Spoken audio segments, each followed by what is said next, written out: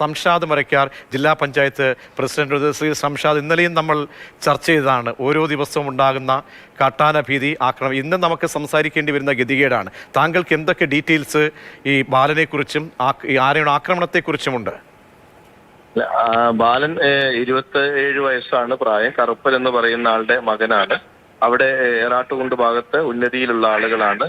അവര് നിലവിൽ അവിടെ നടന്നു പോകുന്ന വഴി, അവര് സാധനങ്ങൾ വാങ്ങി വീടുകളിലേക്കും പാടികളിലേക്കും നടന്നു പോകാൻ സ്ഥിരമായി ഉപയോഗിക്കുന്ന വഴിയിലൂടെയുള്ള യാത്രയിലാണ് ഇന്നലെ രാത്രി ഈ ദാരുണമായ സംഭവം ഉണ്ടായത് എന്നുള്ളതാണ് പ്രാഥമികമായി നമുക്ക് ലഭിക്കുന്ന വിവരം. ബാലനെ ഇന്ന് രാവിലെ ആയിട്ടും കാണാത്തതിനെ തുടർന്ന് ആളുകൾ അവരുടേതായ രീതി, അവര് അങ്ങനെയാണ് സാധാരണഗതിയിൽ, അവരുടെ ആരെങ്കിലും വീടുകളിൽ എത്തിയില്ലെങ്കിൽ അവരൊരു തെരച്ചിൽ ആരംഭിക്കും. ആ ഒരു തെരച്ചിലൊക്കെ അവർ നടത്തുന്നതിനിടയിലാണ് തേയിലത്തോട്ടത്തിന്റെ ഭാഗത്ത് വെച്ച് ആനയുടെ ആക്രമണത്തിൽ ബാലൻ കൊല്ലപ്പെട്ട രീതിയിൽ കണ്ടെത്താൻ കഴിഞ്ഞത്. അങ്ങനെയാണ് ഈ വിവരം പുറത്തേക്ക് വരുന്നത്. ഇതാണ് പ്രാഥമികമായി നമുക്ക് ലഭിക്കുന്ന വിവരം എന്ന് പറയുന്നത്. ആ പ്രദേശത്തെ ആളുകൾ, അവിടെ നമ്മളെ ദുരന്തവുമായി ബന്ധപ്പെട്ട് സ്ഥിരമായി പോകുന്നതുകൊണ്ട് പ്രാദേശികമായ ആളുകളുമായി ബന്ധമുള്ളതുകൊണ്ട് ആ ആളുകളാണ് ആദ്യം ഈ വിവരം എന്നെ വിളിച്ച് പറയുന്നതൊക്കെ, ഇങ്ങനെ ഒരു അപകടം ഉണ്ടായിട്ടുണ്ട് എന്ന് പറയുന്നത്. അപ്പൊ ആരാണെന്നൊരു വ്യക്തത ആദ്യഘട്ടത്തിൽ കിട്ടിയില്ല.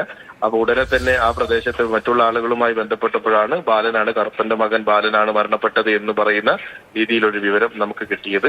ഫോറസ്റ്റിന്റെ ആളുകൾ ബന്ധപ്പെട്ടു, പക്ഷെ അവരെ ഫോണിൽ കിട്ടിയില്ല.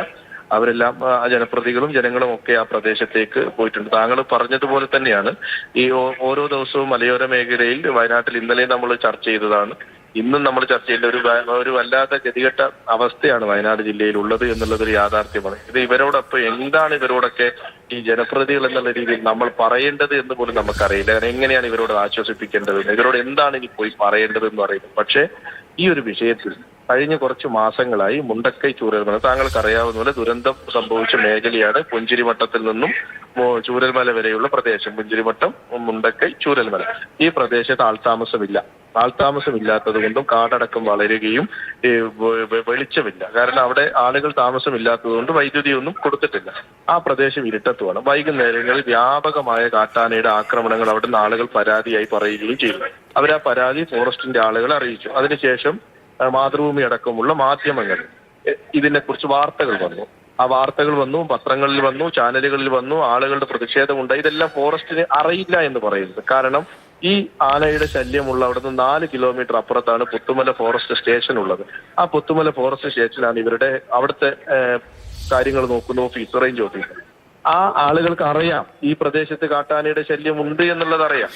ആ കാട്ടാനയുടെ ശല്യം ഉണ്ട് എന്നറിഞ്ഞിട്ട് ഇവരുമായി ബന്ധപ്പെട്ട മീറ്റിങ്ങുകളിൽ നമ്മൾ കൃത്യമായി പറഞ്ഞതാണ്, മുണ്ടക്കൈ ചൂരൽമല മേഖലയിൽ കാട്ടാന ശല്യമുണ്ട്, അവിടെ നിരീക്ഷണം ശക്തമാക്കണം, ആനയെ അവിടെ നിന്ന് തുരത്തി മാറ്റാനുള്ള ക്രമീകരണങ്ങൾ ഏർപ്പെടും. കാരണം മുണ്ടക്കൈ ചൂരൽമലയിൽ ആന വരുമ്പോൾ കൃഷിക്ക് മാത്രമാണ് നഷ്ടം. അതുപോലും ഒരു പ്രയാസമാണ്. കാരണം എല്ലാം നഷ്ടപ്പെട്ട ആളുകൾക്ക് അവിടെ കുറച്ച് ഭൂമി മാത്രമാണ് ബാക്കിയുള്ളത്. അവർ പകൽ സമയത്ത് ആ ഭൂമിയിൽ പോയി എന്തെങ്കിലുമൊക്കെ വിളവെടുക്കുകയും വൈകുന്നേരം ബെയിലി പാലം കടന്ന് തിരിച്ചു വരികയും ചെയ്യുന്ന ആളുകളാണ്. കാരണം പിന്നെ തേയിലത്തോട്ടത്തിൽ ചപ്പ് നുള്ളാൻ പോകുന്ന ആളുകളുമാണ്. അപ്പൊ ആ പ്രദേശത്ത് വൈകുന്നേരങ്ങളിൽ ആനയുടെ സാന്നിധ്യമുണ്ട്. അപ്പൊ ശ്രദ്ധിക്കണം എന്ന് പറഞ്ഞതാണ്. അതിന് തുടർന്ന് അവിടെ വൈദ്യുതി നോഗോ സോണിലെല്ലാം ഗോ സോണിൽ പോകാൻ പറ്റുന്ന ഇടങ്ങളിലൊക്കെ വൈദ്യുതി കൊടുക്കണമെന്നും നമ്മൾ പറഞ്ഞതാണ് KSEBയുമായി ബന്ധപ്പെട്ട്.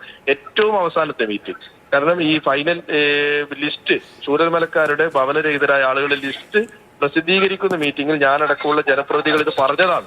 അവിടെ വൈദ്യുതി കൊടുക്കണം, കാരണം അവിടെ വെളിച്ചം വരണം, കാരണം കാട്ടാന ശല്യം ഉണ്ട്, ഇതെല്ലാം പറയാം. ഫോറസ്റ്റുകാർക്കും ഇതറിയാം. ആ സ്ഥലത്ത് നിന്ന് കുറച്ച് ദൂരത്താണ്. അവിടെ 2 രീതിയിലാണ് വൈദ്യുതിയുടെ പ്രശ്നമുള്ളത്. കാരണം നമുക്ക് ഇനി താമസിക്കാൻ പറ്റില്ല എന്ന് പറയുന്ന സ്ഥലം നോഗോ സോണാണ്. നോഗോ സോണിൽ വൈദ്യുതി കൊടുക്കാൻ പറ്റില്ല എന്നുള്ളതാണ് KSEBയും നമ്മളും ഇരുന്ന മീറ്റിംഗിൽ KSEB പറഞ്ഞത്. കാരണം അവിടെ താമസയോഗ്യമല്ലാത്തത് വൈദ്യുതി വേണ്ട, എന്നാൽ താമസയോഗ്യമായ സ്ഥലങ്ങളിൽ വൈദ്യുതി കൊടുക്കണം എന്നുള്ളതാണ്. അത് അവർ കുറച്ച് സ്ഥലങ്ങളിൽ കൊടുത്തിട്ടുണ്ട്. ബാക്കിയുള്ള സ്ഥലങ്ങളിൽ അടിയന്തരമായി കൊടുക്കാൻ തീരുമാനിച്ചു. പക്ഷേ ഇതിന്റെ പ്രശ്നം പുഞ്ചിരിമട്ടം, മുണ്ടക്കൈ തുടങ്ങിയ മേഖലകളിൽ നോഗോ സോണാണ്. അവിടെ വൈദ്യുതി കൊടുക്കാൻ പറ്റില്ല എന്നാണ് പറഞ്ഞത്. പക്ഷെ അവിടെ സ്ട്രീറ്റ് ലൈറ്റ് കൊടുക്കണമെന്ന് നമ്മൾ പറഞ്ഞതാണ്. കാരണം ആ പ്രദേശം പൂർണ്ണമായും വൈകുന്നേരമായി ഇരുട്ടിലാണ്, ആൾതാമസവും ഇല്ല, വിജനമായ ഒരു പ്രദേശമാണ്. ടൗണിലേക്ക് ഇറങ്ങിയതാണെന്ന് തോന്നി ഈ പറയുന്ന ബാലൻ. അപ്പൊ ആ മേഖലയിലൂടെയാണോ നടന്നത്?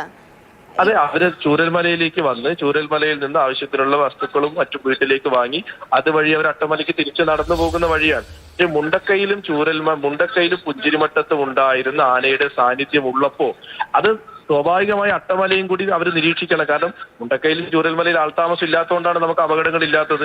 പിന്നെ നമുക്ക് ആൾതാമസം ഉള്ളത് അട്ടമല മേഖലയിലാണ്. അപ്പൊ അവിടെ ഒരു ശ്രദ്ധ ഫോറസ്റ്റിന് ഉണ്ടാവേണ്ടത് നിർബന്ധമാണല്ലോ. അടിയന്തരമായിട്ട് പറഞ്ഞതുമാണ്. ശ്രീ ഷംഷാദ്, ഈ ഓരോ സംഭവം നടക്കുമ്പോഴും നമുക്കറിയാം നമ്മൾ അതിന്റെ വിലയിരുത്തലുണ്ടാകും.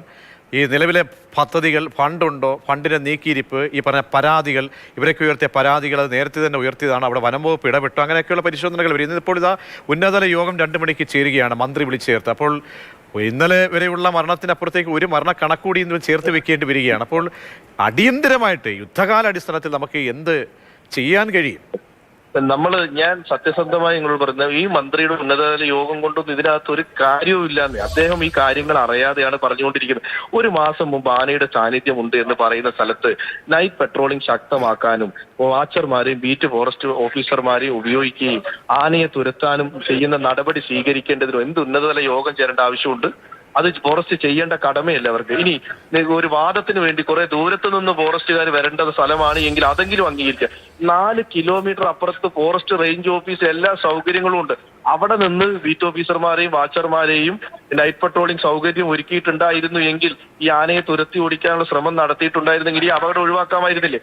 അത് ചെയ്യാതെ ഇരുന്നിട്ട് അതിനുശേഷം ഉന്നതതല യോഗം ചേരുകയും മരിച്ച കുടുംബത്തിന് നഷ്ടപരിഹാരം നൽകുകയും ചെയ്യുക എന്ന് പറയുന്ന കേവലം ഈ പ്രവൃത്തി മാത്രമാണ് വനംവകുപ്പിന്റെ ഭാഗത്ത് ഉണ്ടാവേണ്ടത്. വനംവകുപ്പ് ഇത് അറിഞ്ഞില്ല എന്ന് പറയും. വളരെയധികം നന്ദി ശ്രീ ഷംഷാദ്. അദ്ദേഹം പറഞ്ഞൊരു കാര്യമുണ്ട്. ഇദ്ദേഹത്തെ പോലെയുള്ള ഇപ്പോൾ നമ്മൾ സംസാരിച്ച സുഗു ആണെങ്കിലും ശരി, ടി സിദ്ദിഖ് ആണെങ്കിലും ശരി, സംഷാദ് മരക്കാർ, ഇവർ അവിടുത്തെ ജനപ്രതിനിധികളാണ്. അപ്പോൾ അവർ എന്ത് പറഞ്ഞ് ആശ്വസിപ്പിക്കും? എത്രയോ ദിവസങ്ങൾ പറഞ്ഞ് ആരോടൊക്കെ പറയും ആശ്വാസം? ഒരു കുടുംബം അനാഥമാകുമ്പോൾ ഈ നഷ്ടപരിഹാരത്തിന്റെ ആദ്യ ഗഡു എന്ന് കൊടുത്തു എന്ന് പറഞ്ഞ് കൈ കഴുകാൻ കഴിയില്ല.